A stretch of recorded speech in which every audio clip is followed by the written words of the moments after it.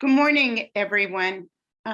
This morning, Latin America Caribbean Committee welcomes all of you to Immigration Spotlight. We will have updates from border cities, Tijuana, Baja California, Sasabe, Nogales, Sonora, and maybe Texas. We'll see if they get on.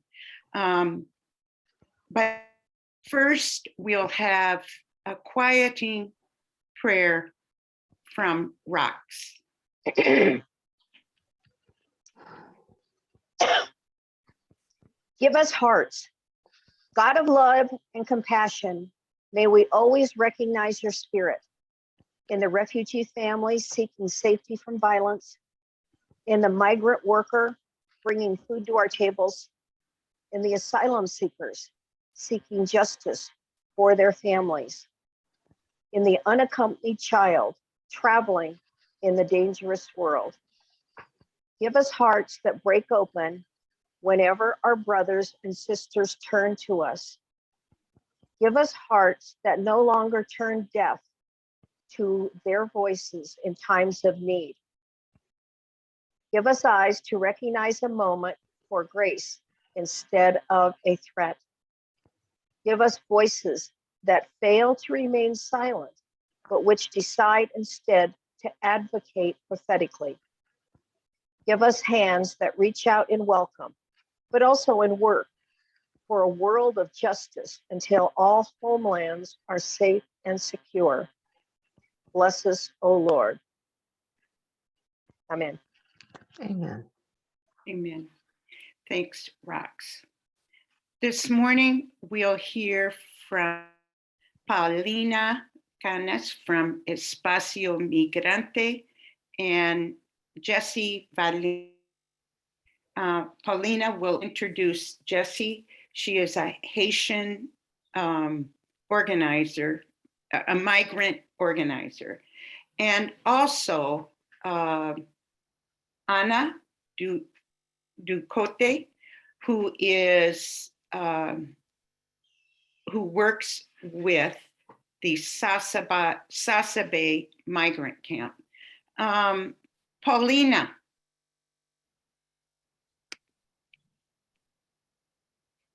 Hi, Paulina. Hi, good morning. Good morning. Is Jessie on? Yes. Okay, will Jessie, you introduce Jessie? And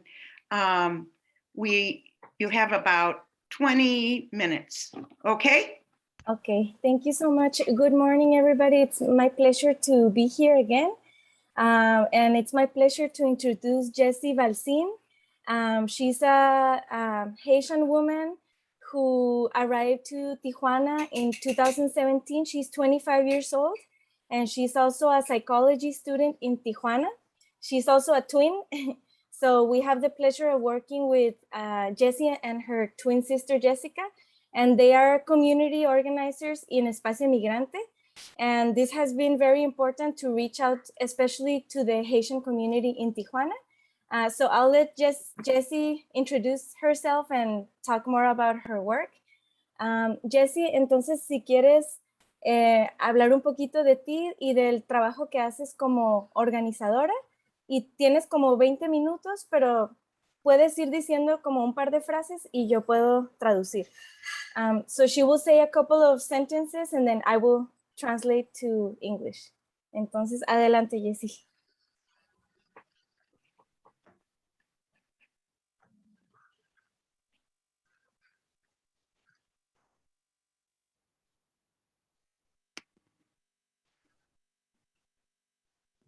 Jessie? Okay.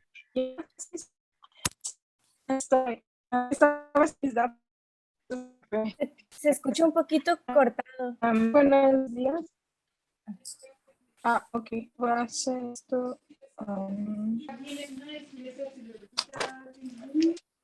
¿Sí me escuchan?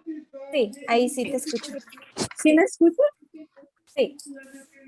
Ok. Buenos días, me llamo Jessie, soy haitiana, tengo 25 años, estudio psicología en CUT Universidad. Trabajo en Espacio Migrante por la comunidad haitiana.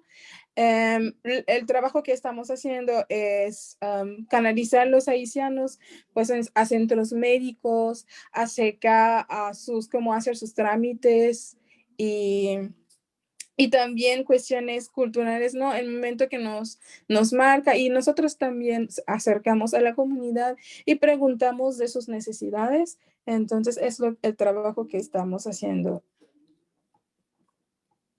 So she said, good morning, my name is Jessie. I am Haitian. I'm 25 years old and I'm a psychology student in CUT Universidad. I work in Espacio Migrante as a community organizer, especially with the Haitian community. And part of my job is bringing accompaniment to Haitians when they need to access different services, such as medical services, when they need to do any paperwork, or when they are having difficulties because of their culture. They can reach out to us as community organizers, and we also do outreach in the community to ask about their specific needs. And adelante, Jessica.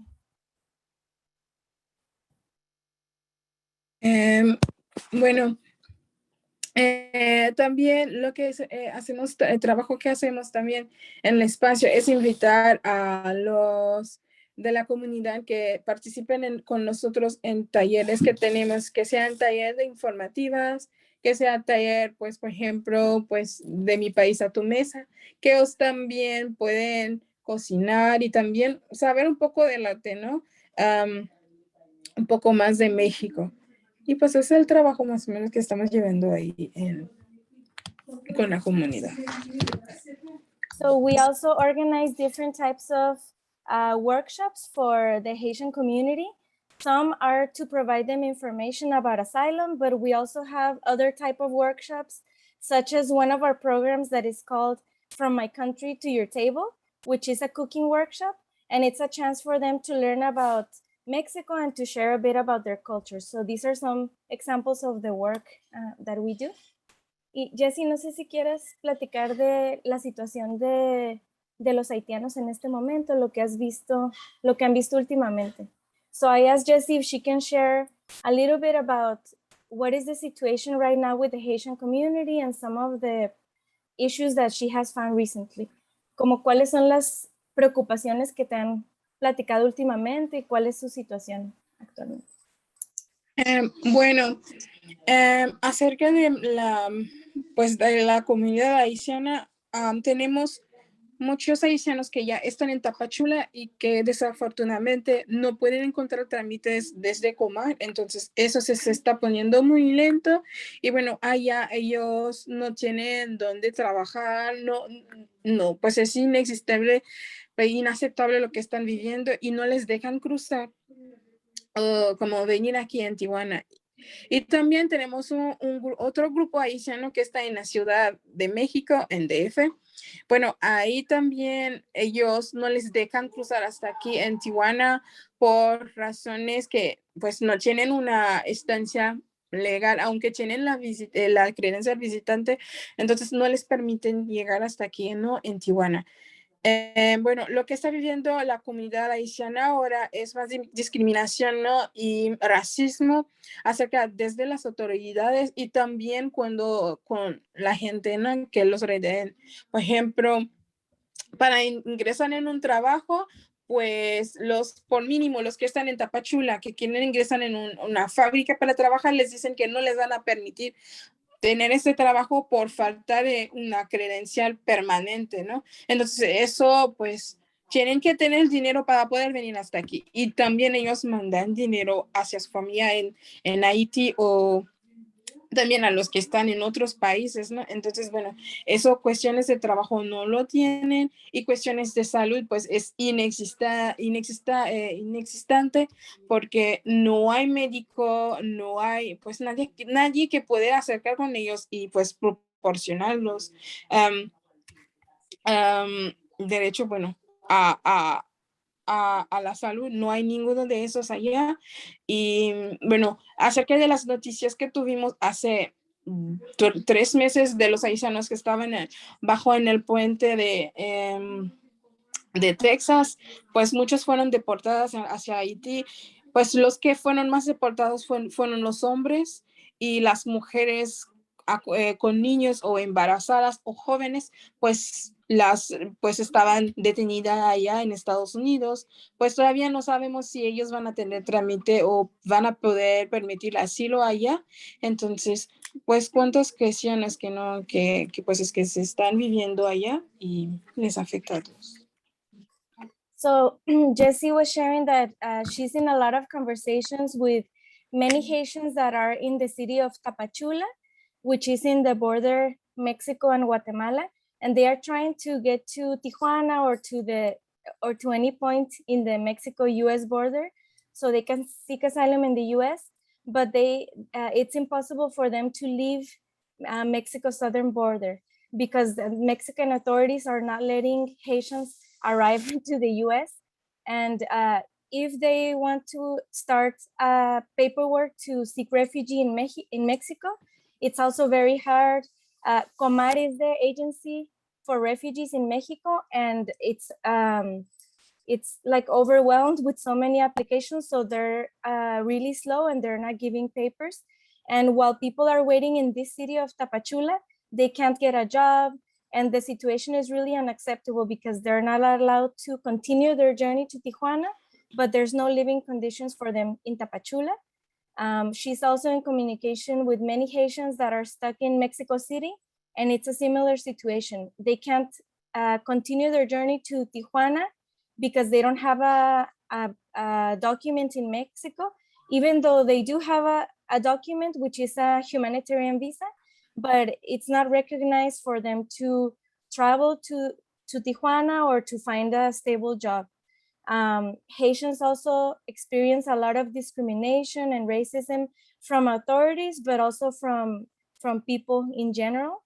As an example, many Haitians struggle to access a job, like in fábricas, factories, thank you. Like in factories, like she mentioned, even when they do have a document, because it's not a permanent residence, many times they're not accepted in jobs. And they, in this journey, either from Haiti or from South America, they spend a lot of money just to get to Mexico. And also they're sending money to their families in Haiti. So it's a very difficult situation. Another issue is that it's very hard for Haitians to access healthcare in Mexico. Many medical centers won't give them attention, and they're denying them their basic right to healthcare. She was also following a lot the news about a couple of months ago, the situation in Texas, that we saw the Haitians camping under the bridge. And she knows that many of the families that were there, the men were deported back to Haiti, but many of the women, pregnant women or women with children, were left in the US. But they don't know if they will be able to have asylum. Even though they're in the US, that doesn't mean that they will be able to have asylum. Y Jessie, no sé si puedas platicar sobre el programa de monederos electrónicos y despensas que estamos haciendo, y también de los talleres de derechos. So I asked Jessie if she can share a little bit about the work she's doing with food assistance, and also the Know Your Rights work that they're doing. Acerca de los apoyos monederos, pues lo que hacemos para que un participante o un migrante sea selectivo, entonces hacemos una entrevista en la que ya preguntamos pues con quién está viviendo, su edad, y bueno, cosas muy casuales para poder elegirlo. Y en el momento que tenemos esos datos, pues lo entregamos la credencia, pues el apoyo monedero. Nada más pues pedimos que nos da una identificación del migrante y hacemos una copia y tenemos este registro ya para nosotros y entregamos esta tarjeta. También damos despensa, en la que ya damos leche, frijoles, arroz, dependiendo de la comunidad, ¿no? Si es la comunidad centroamericana, entonces sabemos que el café, pues de seguro va a estar. Y si sabemos que es más acerca de la comunidad negra o afrodescendiente, pues sabemos, vamos a poner menos café, vamos a poner más arroz, frijoles, vamos a poner cosas que a ellos más no se acostumbran a cocinar, ¿no? Y también acerca de los talleres informativos que estábamos dando, pues son sesiones que hablan más del derecho, ¿no? Derecho hacia a tener una visa humanitaria o también a pedir asilo. Y bueno, lo que hacemos es invitar a un abogado que está especializada en este canal y pues con esto pues intentamos tener que sea un abogado que habla creol o un abogado que habla inglés o un abogado que habla español. En el momento que no tenemos, por ejemplo, si tenemos una abogada que nada más habla inglés, lo que hacemos es tener intérprete y si invitamos a la comunidad haitiana, por ejemplo, pues tener haitianos que hacen pues intérpretes. Si también invitamos la comunidad centroamericana, también tenemos intérpretes que hacen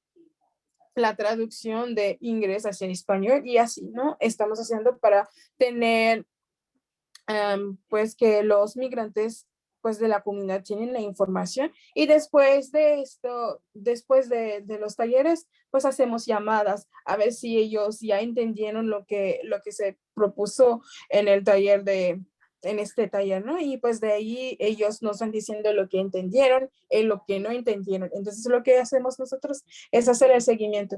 No entendiste cuál parte fue y pues que ellos llegan a entenderlo el más concreto que se pueda.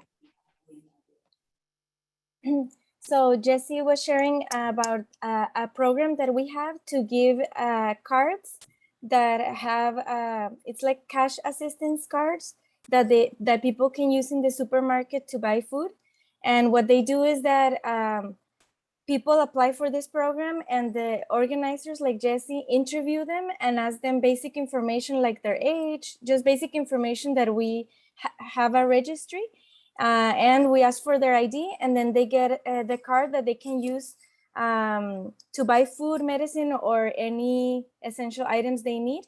But many times we also give directly pantries where we include food like milk, rice, beans, but we try to be mindful about the different communities. If we are preparing pantries for Central Americans, we know that we should put more coffee, but some Black communities don't drink coffee, so we might add some tea or more rice or beans, so we can offer them food that is appropriate for their culture or their religion, and things that they are used to cooking.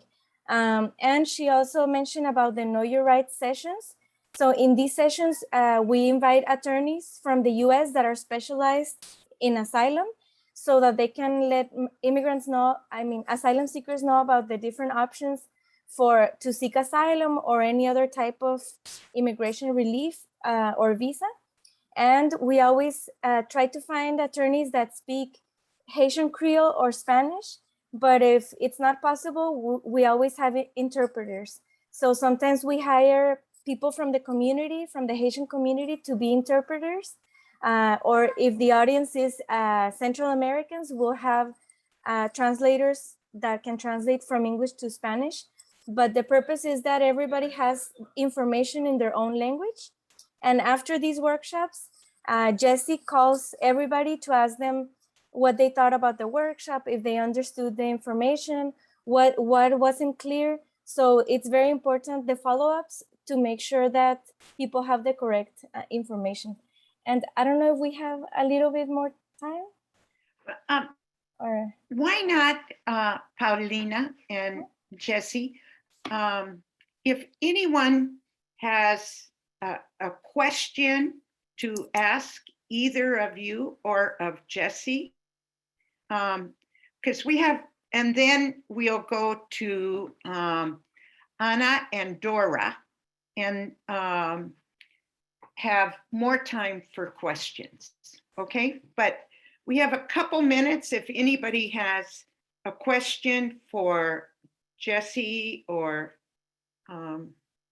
just raise your hand and maybe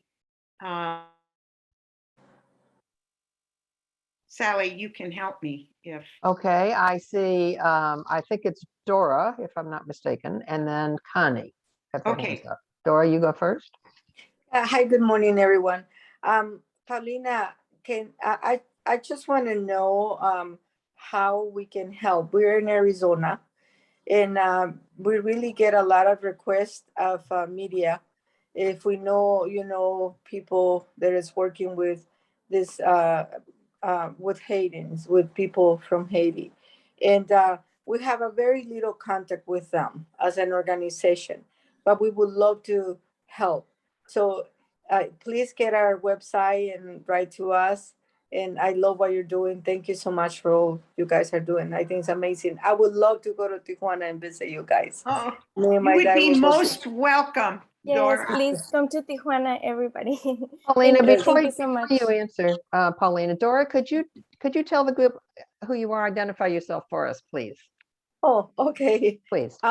Yeah, my name is Dora Rodriguez, and I am the director of our nonprofit organization in Southern Arizona, and it's called Salva Visión. And I also have my daughter with me in this panel, who is the assistant director. And we'll talk more about this. Okay, thank Thank you. you for the chance. Yeah, thank you for the opportunity. Thank you. And Paulina. Dora and Anna will talk in a few minutes. Okay. Okay. Entonces, I'm going to translate for Jessie. Dora trabaja en el sur de Arizona y dice que le encantaría saber cómo conectar más con personas que trabajan con la comunidad haitiana. So yes, definitely, let's connect. I want to mention that in 2016, Tijuana received a big population of Haitian migrants, but it was the first time that we worked with the Haitian community. So that was a challenge because we didn't have anybody who speaks the language and who knew how to work with the community. And it's been very helpful to work with people like Jesse and other volunteers. So we'll be happy to share a little bit of our experience and connect. I think we need to work together because, and yes, so let's connect. Entonces, sí. Connie? I think they did they answer the question? Yes. Yeah, they will. Okay, We'll okay. make sure they connect. Beautiful. So good morning, I'm Connie Newton. I live in Panajachel, Guatemala, and we have our own issues with migración, but I'm particularly interested in your experience with the children. It's something that's painful for us here and there, but I'm curious to know, it touches all our hearts. So we want to hear about the children, and we're really glad you're giving them more coffee. Thank you. Connie, thank you for supporting us. I know that you support our work, so thank you for that. Jessie, Connie, ella vive en Guatemala ahorita, pero tiene una pregunta sobre las niñas y niños. ¿Cuál es su situación y cuál es el trabajo que hacemos? No sé si tú quieres contestar y después yo complemento un poco. Ok, bueno, con los niños migrantes haitianos son con ellos que tenemos, no tenemos tanto contacto con ellos porque siempre están con los padres y muchos de los padres no viven en albergues y son un poco difícil encontrarlos, ¿no?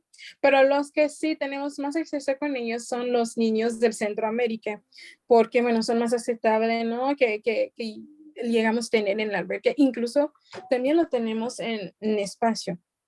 Y con los niños, el acercamiento que tenemos con ellos es, por ejemplo, en el espacio tenemos la ciproteca. Ahí pues los niños pues tienen juguetes, tienen libros y ahí se divierten mucho y ahí hay mucha creatividad. Así los niños nos muestran su manera de pensar y también a veces nos nos dibuja no dibuja tal cual, pero nos relata, ¿no? Lo que están sufriendo en el momento del crucero. Y hacía como 2 meses tuvimos un cinito, pues ahí los niños eligieron su película, hicimos un cine tal cual con una cajera y todo eso fue muy bonito y ellos los disfrutaron mucho. Bueno, los acercamientos que tenemos con los niños también tenemos a una psicóloga que, no psicóloga, pero trabaja con niños, a veces y viene y da esa visión acerca de los libros, ¿no? Este acercamiento de los niños hacia los libros, de esos relatos, escribiendo y leyendo también. Y a veces tenemos otros talleres que hacemos con ellos, pero como le dije al principio, los niños de Haití o de África, del Caribe, pues son los más difíciles pues de encontrar porque siempre son con sus padres y los padres pues a veces no los llevan cuando hay sesiones con ellos. Gracias, Jessie. So Jessie mentioned that in regards to Haitian children, it's harder for us to having contact with them because the Haitian community doesn't live in shelters. They live all around the city. So usually our main contact is with the parents and the children are with the parents, but we don't have like more direct services with the children outside of services, also because of the pandemic and everything. But in our shelter, we have a lot of children, mostly from Central America. And in the shelter, we have a children's area, which is called Cipoteca. And Cipoteca, just a fun fact, it's a word that we invented from the word cipote, which is child in Central America. So it's like the children's place. And in that space, we have books, toys, and it's a space for them to be children, to have creativity, to think. Many times in that safe space, they share with us the difficulties of their journey or what their family is going through. But it's also a place for them to be children. For example, a couple of months ago, we had a movie night or a movie day, I guess, but we decorated the place like a movie theater. We dressed up as cashiers and we played with them. So for us, it's important that they have that space. And we also have a volunteer psychologist who always comes to do storytelling with them and things like that. And I want to add that part of our work is also access to education. So we have a campaign called Educación en Movimiento. And this is to support children in our shelter, but also outside of shelters, so they can go to school in Mexico. Because even though their objective is to go to the US, but they can spend months or even years in Mexico. So in that time, it's important for children to go to school, but it's difficult. Even though it's a right in Mexico, many schools don't know it. And in the case of Haitian children, because of the language and discrimination too, they get rejected. So we have this campaign, Educación en Movimiento, to inform parents about this right. And right now we're working on a very fun project, which is a community telenovela. So it's a film project that we are working on right now. We develop a story with the families in the shelter and the Espacio Migrantes team about all the experiences for families to access school for their children. And we are working with film students from Tijuana, and right now we are filming the story. So I think by December, hopefully we'll have a video that I told Mary Jean that we'll be happy to share it. We thought it was a fun way to tell a very difficult story and to inform other people about education is a right for their children, even if they're not Mexican. And if they're asylum seekers, they have that right. Wonderful, wonderful. Mary Jean, let's do one more question and then we can go to our other speakers, if that's okay. I think Libby had her hand up. I'm also sensitive to the time. I'll withdraw my question. Okay. Okay, Mary Jean, you're muted. Okay, Dora, you have already kind of introduced yourself. So please just begin and introduce Anna and start. Yes. And again, good morning, everyone. Thank you so much for the space. You guys are amazing. You bring light to our world and our daily work here in the borders.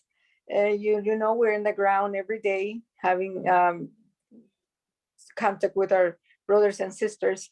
I want to introduce my daughter, Anna. She is my baby, but she is also, of course, a young adult now, and she is awesome. She does most of the work and the computer and PowerPoints and all that stuff in Salva Vision. So she is going to present, and she going to give you a little background of Casa De La Esperanza, of our new resource center in the town of Sasabe, Sonora. Take it on, Anna. Hey everyone, good morning, happy Friday. Like Dora mentioned, I help a lot. We're co-teammates, if you will, for Salvacion. I live in Phoenix, so Dora is more on the ground in Sasabe, but we coordinate and talk every day. But we wanted to mention and just give a big thank you to all of you, and especially Loreto for your donations and just supporting all of the work. We really appreciate you. So I'm gonna just share my screen. I just have a couple slides, and then we can have time for questions.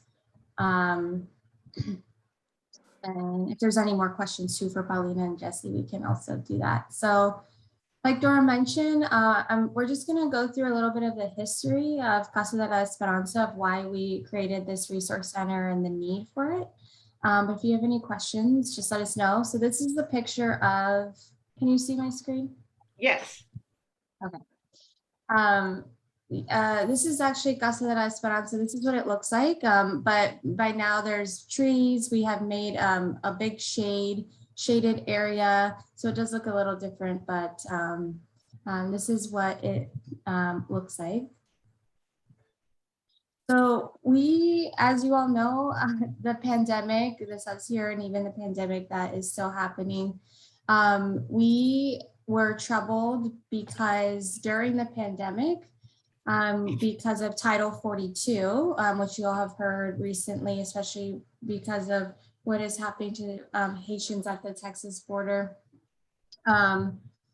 Mike Pence had put in this title during the 2022 pandemic and really used COVID as an excuse to deport people by mass amount of numbers. So we actually we got word that migrants and asylum seekers were being deported as of 700 weekly to this tiny town of Sasabe.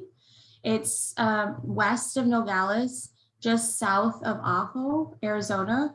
And it is very remote. There is nothing there. There's a single store. And you can see on the side, it's been described for a very long time as the quietest official crossing in the state. No one ever really goes in and out of Sasabe. And so we were very troubled and disheartened because, and we're like, well, if this is the most quietest town, no resources, nothing, why are they deporting them here by the masses? And they really were doing that just because we have no idea. And it's really gross, inhumane to deport children, women, and there's no resources for miles and miles and miles. And so it really became a hotspot for the cartel and human trafficking. And so we started going down there. And again, it was during the height of the pandemic. And we started going down and helping weekly. And we didn't have a center. There's nothing in Sasabe.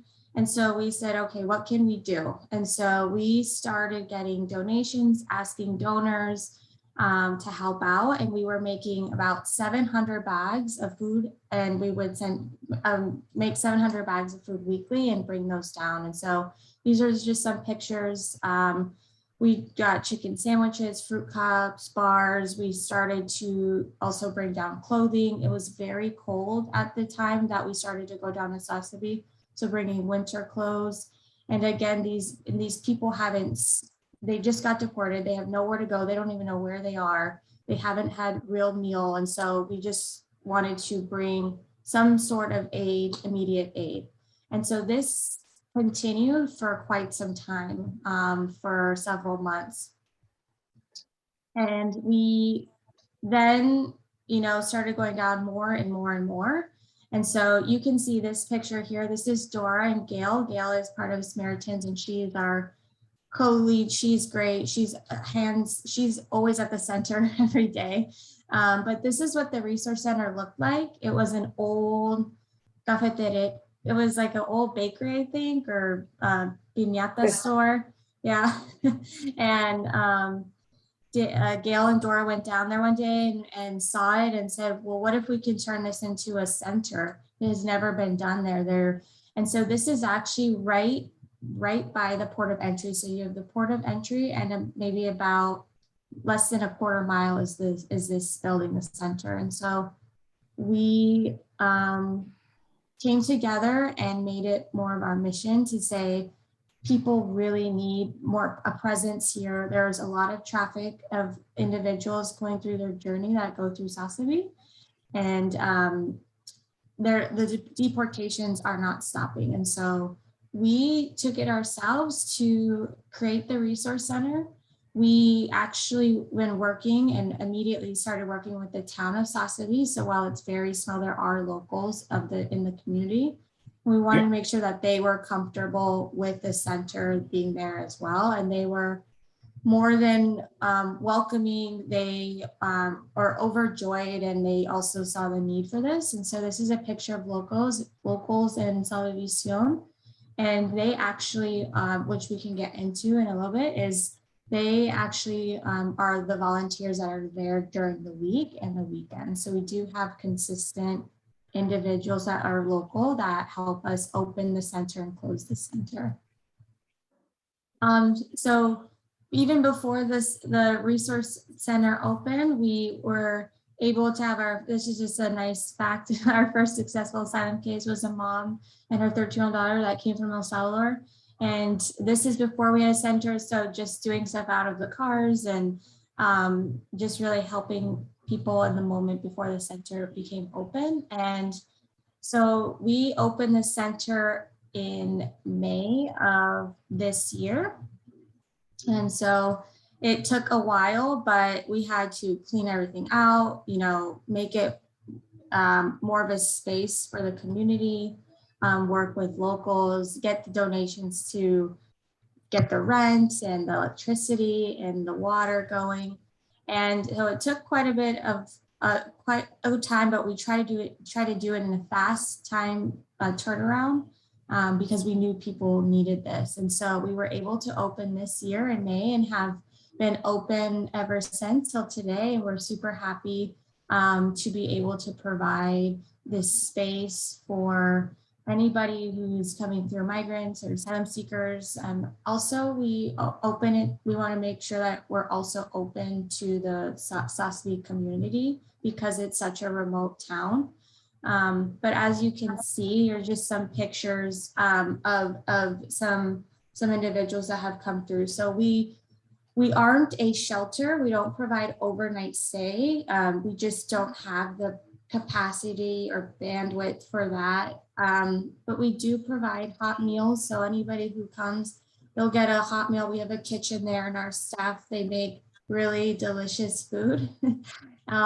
We have a shower available as well. So if someone wanted to take a nice hot shower, again, we see people that have been in the desert for 6 days. We've seen people who have been back and forth, maybe through with a coyote. So everybody's journey is different, but everybody that comes needs something. We have try to give them all a change of clothes or shoes if they need it. Again, we're going into the winter months, and so we've been asking for sandals, light clothes because of the heat and blisters, but now transitioning into winter, we're in need of winter clothes because a lot of people don't know this or think that the desert is cold, but the desert is very, very brutal in the winters, just like the summers.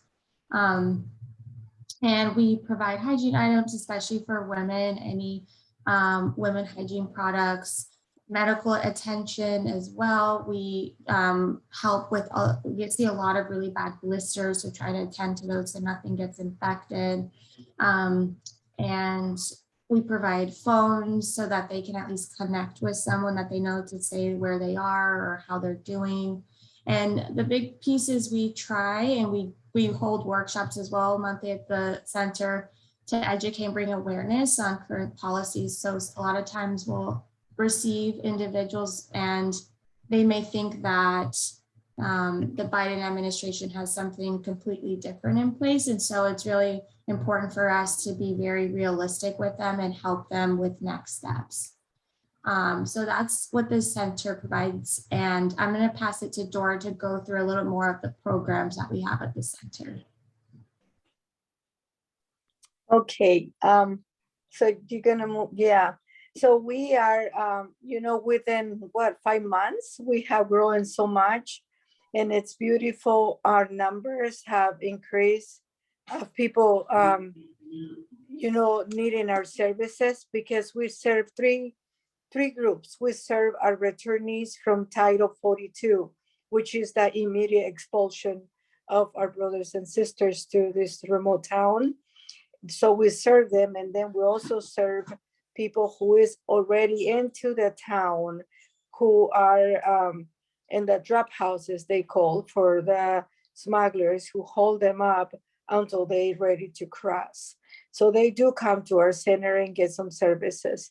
We are also serving people who is in the mountains of Mexico, in the area of the border town, waiting to cross. And sometimes the Grupo Beta, which is a national group in Mexico who support migrants, they pick them up from those mountains, and then very, very crucial situation. They are dehydrated, they are already sick, because the smugglers have them waiting for at least a week out in the environment. So we have in our center a return home program, which is an amazing program that we have been able to connect with the next town, which is about 45 minutes away. And remember, we were saying there is no public transportation in the town. So when Border Patrol returns our brothers and sisters to the town, they have no luck. Most of the time, they don't even know where they at. They are lost because they are from Guatemala, they are from Honduras, from El Salvador. We have had not one person from Haiti yet, but we had somebody from Colombia. So they are totally lost. And a lot of what Title 42 really is doing is just to increasing the organized crime business, because they returned them, and then these people who had already traveled 2,500 miles away to trying to get to the United States, they're not going to give up so fast. They are here for a reason. They're seeking, a better life. They're seeking protection. So they are not going to go back so fast. And most of them are already in so much debt to pay to these smugglers their travel, their money to get to the border. So but a lot of them, they come to the center and they are done. They say, I can't do this anymore. I already tried a couple times. I don't want to keep doing this. So we are there present for them, and we pay for the trip. So we pay a local person who take them safely to the next town, which is a shelter, and we connect with them. And then they take them and we take them there. And then after that, we pay for the ticket, for the bus ticket to go back to the nearest border town, which is Chiapas. And then from Chiapas, they try to figure out how to get to Guatemala or El Salvador or Honduras. Mm-hmm. We also have a medical team, which is amazing. In the front of that picture, you see Sarah Roberts. She is an amazing human being from and Bob Key. They're both Samaritans. Sarah is a nurse. Bob is a medical aid person. And then in the back is two doctors, the retired doctors from Tucson, that they said, well, we're going to do our best. We're going to be there with you guys. So they're amazing. They go twice a month to the community of Sasabe, because there is no doctors and there is no clinic. So they provide free medical care. as well to our migrants or asylum seekers. In the bottom picture, you see the 4 men. They were one of the guys that benefit from our program to return home, very young Guatemalans, and we're so thankful they're back with their families. In the left in front of me is a picture of a woman a local women who now we have an embroidery program. We didn't know that this very remote town of Sasabe, Sonora, which is a beautiful little town, has so much talent. So we opened a program with a partnership of Madres e Hijos organization who help women to stay in their towns and to avoid immigration, forced migration. So this group of women meets twice a month. They do embroidery and they are making the most beautiful bags, mantas, and we buy them, we sell them in the United States, and then they can sustain their families in their town. So this is an amazing program in Sasabe that has come out very short from May 1st. That's when we open our doors. You can give me the other one, Anna. So this is the 3 ways that you can support Casa Esperanza. Of course, we always welcome financial donations. We are always welcome clothing, shoes. Our Guatemalan brothers and sisters in Honduras, Salvatorians, we are very short people. Most of us, there is a few that are very tall, but most of us are short, and we ask for small jeans, small size of shoes. Now in winter, we try to give each one of them a hoodie, because heavy jackets, they cannot take them if they're gonna do their journey again. So what you see there is the beautiful heart that we ribbon. The white around the heart is the number of children, which makes me very sad. They have crossed through our town. They have been deported with their parents back to Sasabe. In the middle is all the blue ribbons of so far all the people that has come through our doors. So our campaign right now is that if you can sponsor a brother and sister to go back home with $20, getting a ribbon for them, and then that will help us to pay for their way back home. So continue to create awareness in your communities. Please spread the word. This is not changing in our border towns in the southern Arizona. Remaining Mexico is still in place. Title 42 is in full force. So we have to continue to be the voice. They will hopefully make changes sooner than later for our brothers and sisters. Thank you. Thank you, Dora. Just so you all know too, I talked with Bob Key last night, and he is in the desert today. And they have been having in Nogales, Sonora, and Nogales, Arizona, daily protests at the border and filming it. And each day it goes to Washington. And Saturday, the Catholic Bishop of Tucson, whose name I'm sorry I don't have, went there, and he was able to cross because he's American. So he went with 5 families that presented themselves for asylum, and the Border Patrol shut the whole border down for 2 hours. No one could cross. And the mayors of the border towns were in Washington 2 days ago to talk with the Biden administration and the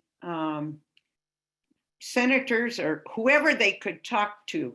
And it's in the LA Times and San Diego papers. And they want them on October 21st to get rid of Title 42.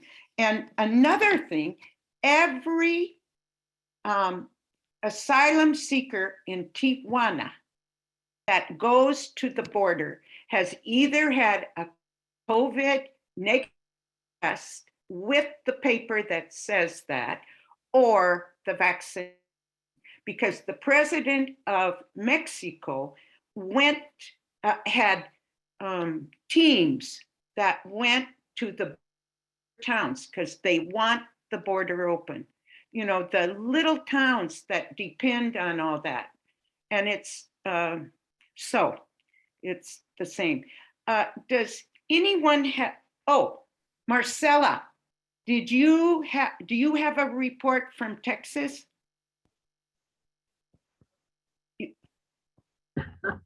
Okay, I'm on mute. No, unfortunately, there wasn't very much information. All that I got was some work that several of the sisters here at Mary's Woods had done in San Antonio with the Catholic services. But they weren't there very long, and there was nothing particular that Okay, thank you. For it. Then any questions for Dora or for Paulina?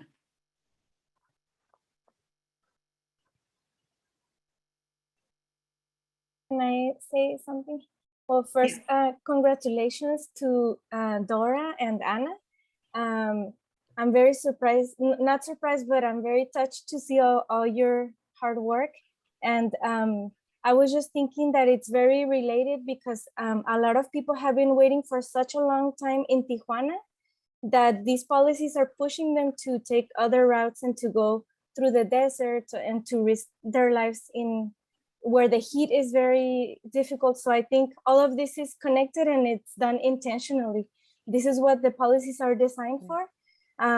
We saw since Title 42 and the closure of the border, we have seen a lot of people waiting without any answers in Tijuana, but especially for Black immigrants, there has been no way for them to seek asylum. They were not an MPP, so they're not being processed with this new program of processing people that were an MPP.